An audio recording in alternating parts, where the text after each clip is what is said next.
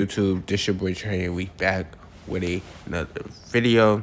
I know it's been a little minute, but we are back with another video. Happy New Year's for the people that be watching my videos and for my subscribers. Hopefully y'all having a beautiful New Year's, and today we are gonna be reacting to the brutal get back for THF Bayzoo. It only gets started. Like, it's only getting started. You feel me?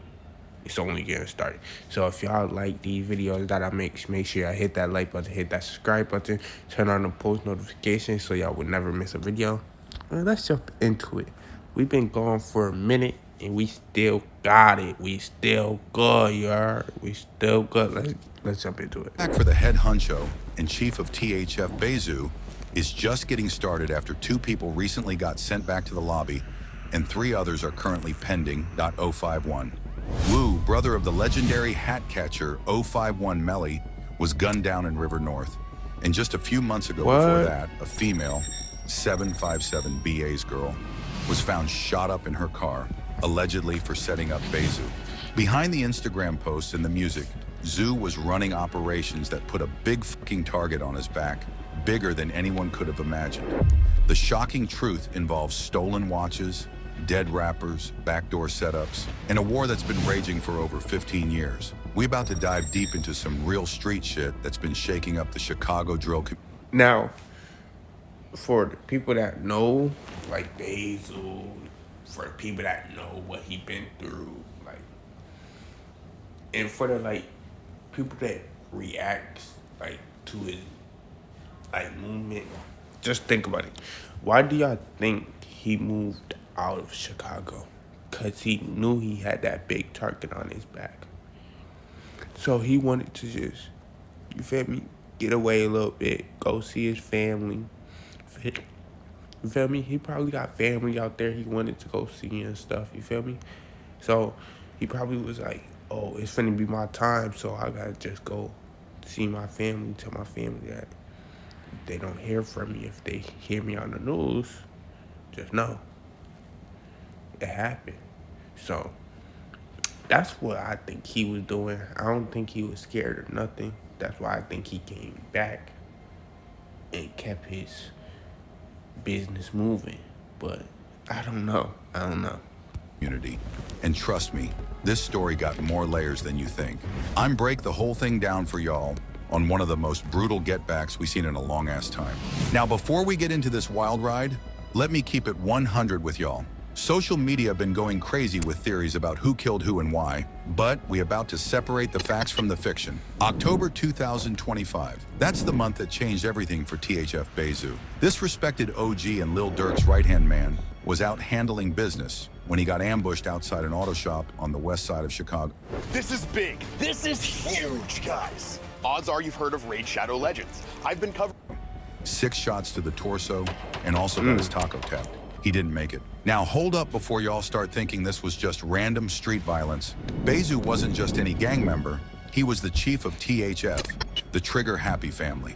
This man had survived murder charges, beat cases, and navigated one of Chicago's bloodiest gang wars for over a decade. But here's where it gets real spicy. His death might have been connected to something as simple as stolen watches that sparked a whole new war.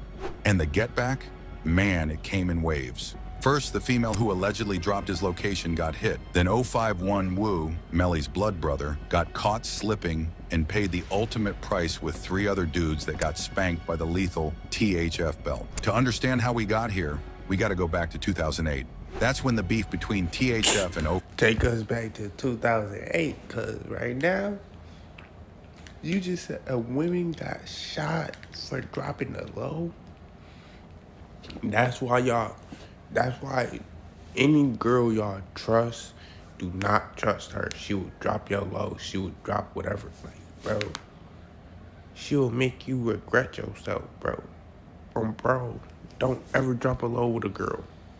Don't ever show a girl your trap, your house, your grandma house, your mama house, your daddy house. Don't show her none of your houses. Because as soon as she get that location, guess what? She's setting you up.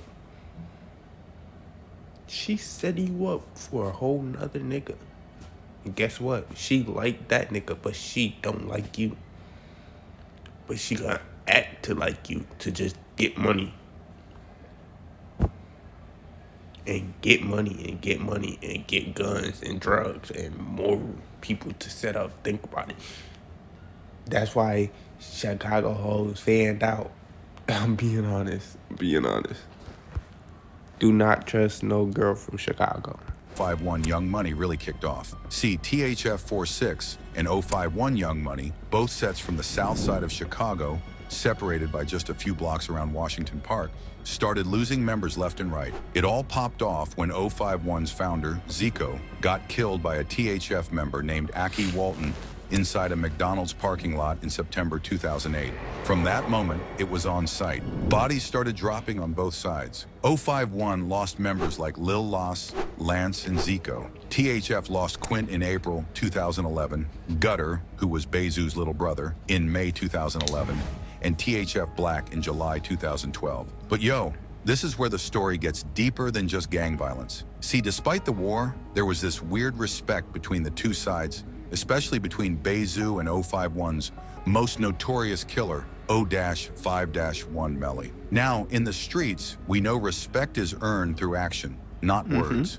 But Bayzoo and Melly's situation was different, because even though they were ops, they recognized the real in each other. These two would get on Instagram Live together, dissing each other back and forth, talking crazy, but you could tell they low-key wanted to be friends. They couldn't though, because there was a whole war going on, bodies piling up on both sides. In one famous live session, they went at it for over an hour. Melly would talk about all the people a 5-1 had killed. Bayzoo would fire back about THF's work. But underneath all that, there was mutual respect. Two generals acknowledging each other across enemy lines. The real kicker though, 051 Melly wasn't just talk. This man was allegedly one of the most prolific killers in Chicago drill history.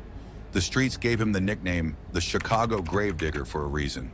According to rumors and street talk, Melly allegedly caught anywhere from 8 to 15 hats during the gang war. We talking about murders like L.A. Capone from 600 in September 2013, Nusky, Lil Durk's cousin, in May 2014, Chino, Durk's manager, in March 2015, and THF Rahim in May 2015, who was basically Bayzoo's stepson. Let that sink in for a minute. This man was terrorizing multiple sets at once.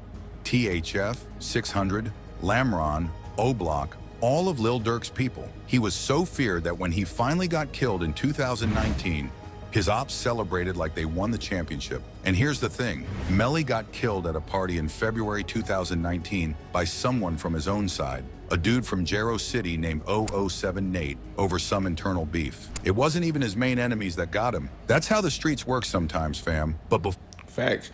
You can't trust your own homie. I promise you can't trust your own homie. Cause as soon as you trust your own homie, he gonna pop you. Being honest, he gonna pop you. I promise you, he gonna pop you. You feel me? And that's how life works. But it's getting deep, cause boy,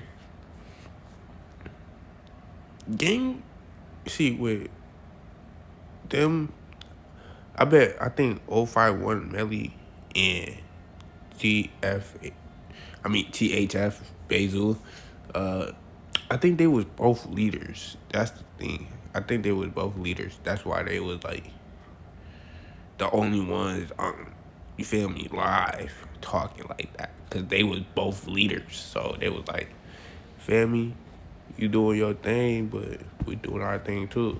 So it's like, I don't know. before Melly died, Bayzoo had mad respect for him. During that famous Instagram Live, even while they were dissing each other, Bayzoo told Melly, Fresh lemonade! Sorry, kid, I don't get paid till Friday. Just use Bridget and get up to $250. "You know how to move." That's real recognition right there. Two killers acknowledging each other's survival skills in a war zone. Bayzoo even said in interviews that Melly was a standout, that he kept it thorough, and that he built a different type of relationship with him, not friendship, but mutual understanding. Now let's talk about what really set off the chain of events that led to Bayzoo's death. January 2023, rapper Lil Zay Osama, who signed to Lil Durk's OTF label, was in Chicago staying at a hotel. He took his watches off to sleep, thinking he was around friends. But when he woke up, both watches were gone, stolen while he was unconscious. Zay immediately pointed fingers at THF members, specifically THF Kino and another member named Lafada. Now this might sound petty, just some stolen watches, right? But in the streets, this was major disrespect.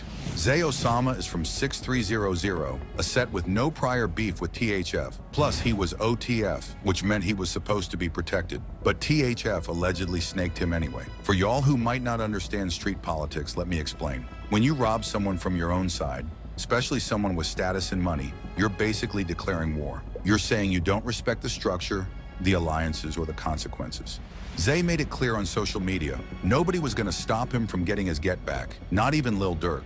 And he meant it. He posted about it, talked about it in interviews, and made it known that blood was gonna be shed over those watches. But here's where it gets darker. February 7th, 2024, THF-TP, one of the original THF members and the rapper who made the infamous Bus Stop diss song, was leaving a TNT restaurant with his daughter, girlfriend, and another young relative. They were working on his daughter's school project about black-owned businesses. As they walked to their car around 6:40 p.m., a white Nissan pulled up. Two gunmen jumped out and fired at least 25 shots at TP, 25. hitting him multiple times.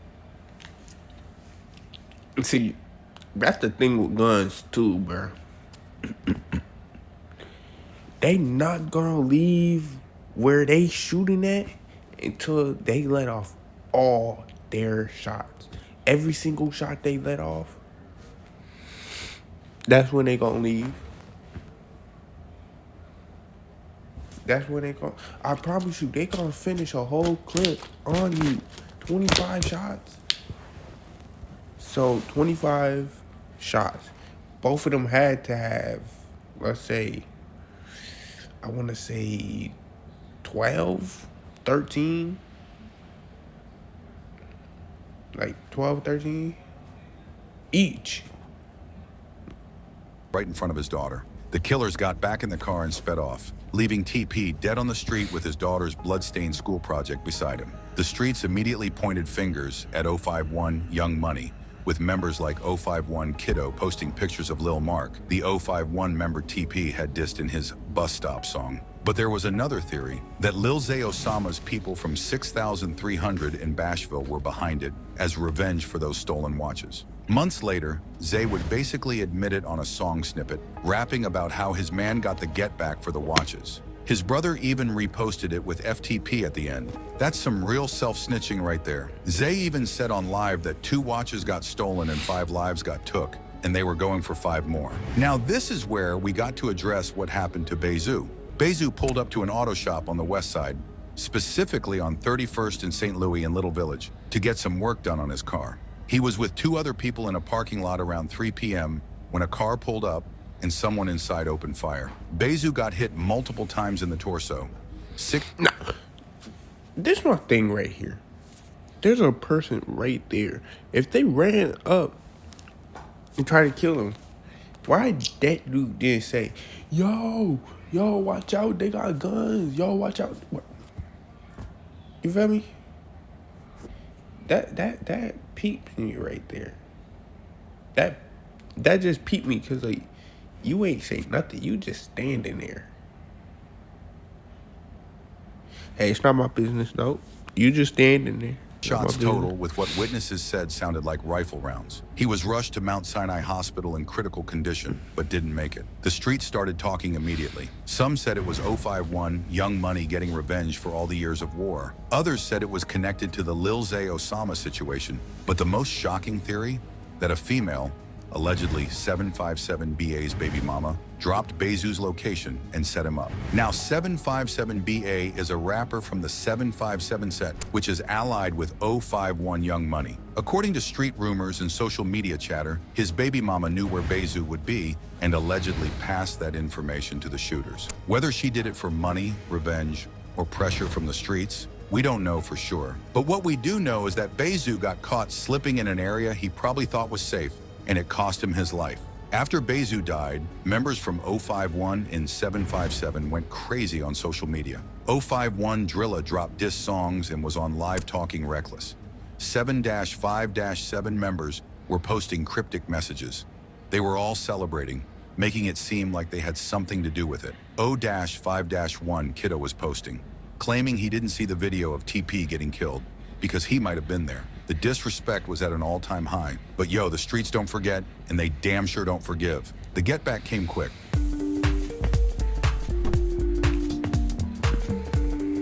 Done.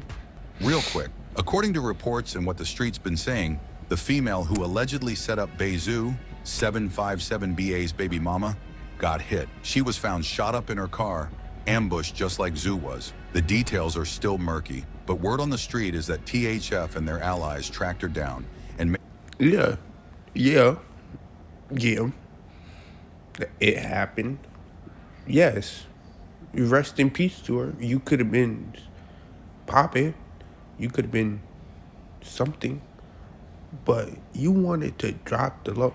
And that's the reason why he's dead right now. Rest in peace to Bayzoo. But if you didn't drop the low, you wouldn't be dead right now. It's karma on her behalf.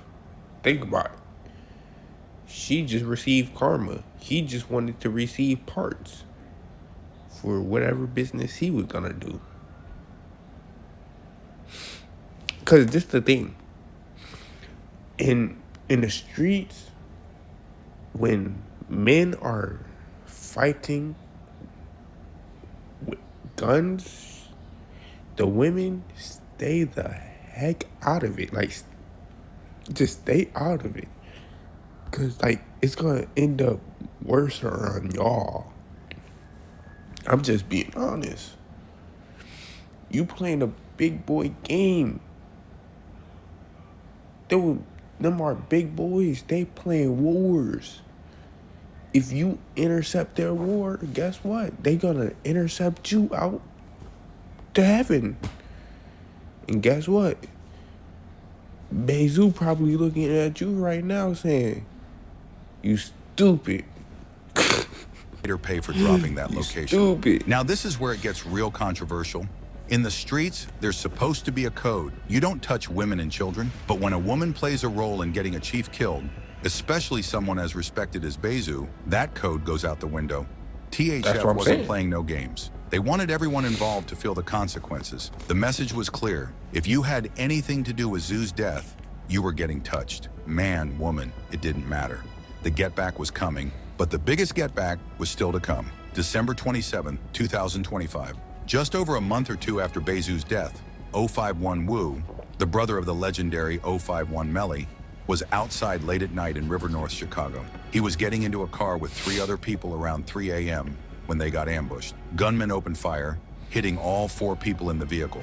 Wu took the worst of it and was pronounced dead at the scene. Now let me tell y'all about 051 Wu, because his role in this whole story is crucial. Wu wasn't just Melly's brother. He was one of the main faces of 051 Young Money after Melly died. When Melly got killed in 2019, Wu stepped up and became one of the most vocal members of the set. He was in the streets, he was active on social media, and he made sure everybody knew 051 was still a force to be reckoned with. Wu had been around since the early days of the beef. He witnessed his brother Melly become one of Chicago's most feared killers. He saw friends and family members die in this war.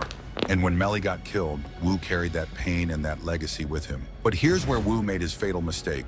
He was trolling Bayzoo hard after Zoo died. Wu posted videos and messages dissing Bayzoo, laughing at his death, making it personal. He was on social media talking crazy, showing no respect for the dead. In one post, he made sure to let THF know that they took a major loss and that 051 was responsible. In the streets, when you do that, you put a target on your back, and that target got hit. The real tea that got everybody shook was how quick the get back came. Bayzoo died in late November. Wu died right after Christmas, December 27th. That's barely a month. THF members immediately started posting, claiming the body, dissing Wu, and making it clear. This was revenge for Bayzoo. THF members were posting pictures of Wu saying RIP sarcastically, throwing up their gang signs and making it known that they got their get back. Some even posted about how Wu should have known better than to be outside after what he said about Zhu. Let me break down for y'all what this all really means. First, the role Wu played in 051 can't be understated. After Melly died, Wu was one of the main members keeping the set active and visible. He was Melly's brother, which gave him automatic respect and status. He had been in the streets since the early 2000s, witnessed multiple wars, and survived longer than most. But he was also reckless on social media, constantly dissing dead ops and making himself a target. Wu had also been involved in some incidents before his death. There was a situation at Washington Park where Wu and 600 Breezy ran into each other. Breezy was over there stunting, and Wu and his people walked up on him. It got tense, but nothing major happened. That showed Wu was still active and still willing to confront his enemies face to face. When Bayzoo died, Wu saw it as a victory. He trolled, he laughed, he made posts. He was telling people to make sure Zhu made it to the Most High, but in a disrespectful way. But what he didn't realize, or maybe he did and just didn't care, was that THF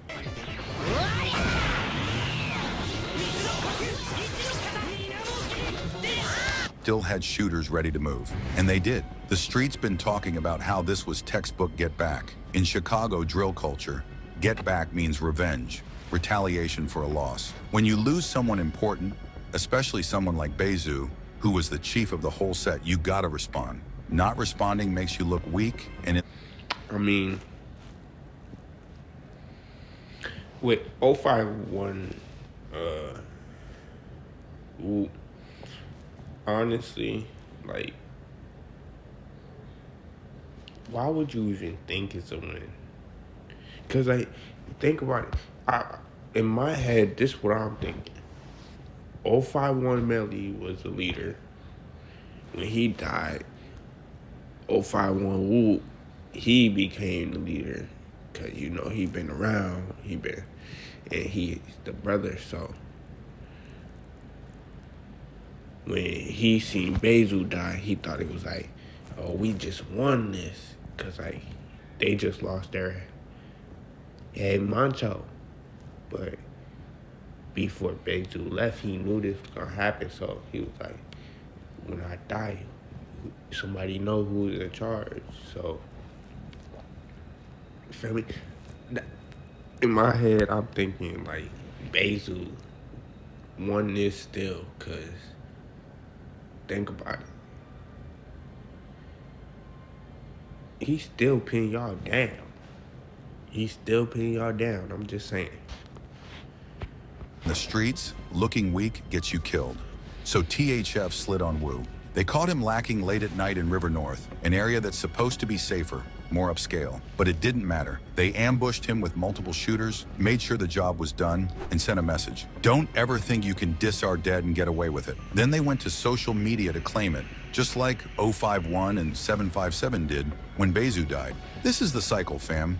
Death leads to more death, disrespect leads to retaliation, and nobody wins. Both sides just keep losing people. But here's the thing that's really wild about this whole situation. The beef between THF and 051 has been going on since 2008. That's over 16 years of killing. Multiple generations of young men have died over this war. And for what? Think about it. Bayzoo and Melly had that weird respect for each other. They could have been friends in a different life. During their Instagram live sessions, you could see moments where they were almost laughing together, almost connecting as human beings. But the war was bigger than them. The bodies that dropped before they even became major players in the streets created a debt that had to be paid in blood.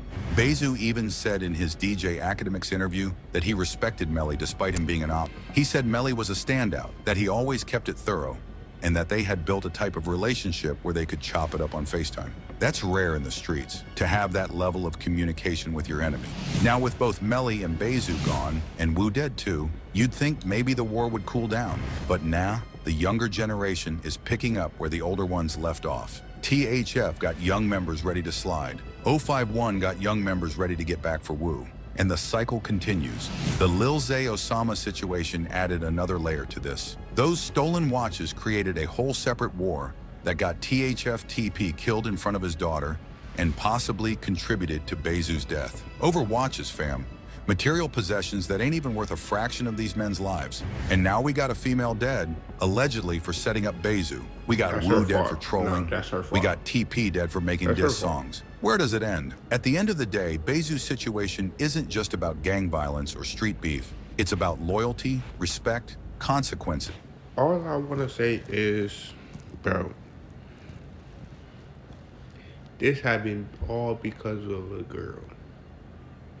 If she didn't drop that low, fam, he would still be alive, bro. For real. I'm dead serious. If she didn't drop that low, he would still be alive. But rest in peace, Bayzoo. You know, hopefully Bayzoo and 051 Melly, they friends in heaven. If they is in heaven. You feel me? Hopefully they friends and you know they chopping it up there. You feel me? Hopefully they change their minds around, cause like honestly, y'all doing all this over what? People dissing y'all, people taking y'all watches, people taking y'all stuff. If somebody take my stuff, okay, take it. Okay, I'm gonna go buy a whole new one, bro. Probably something better to flex on you. That's the thing. I don't care about expensive things or expensive clothing or stuff like that. You feel me? Take it. I'ma just still be me and just, you feel me? Rock what I rock. But if y'all enjoyed this video, hit that like button, hit that subscribe button, turn on post notifications, and I'll catch y'all in the next one. Peace.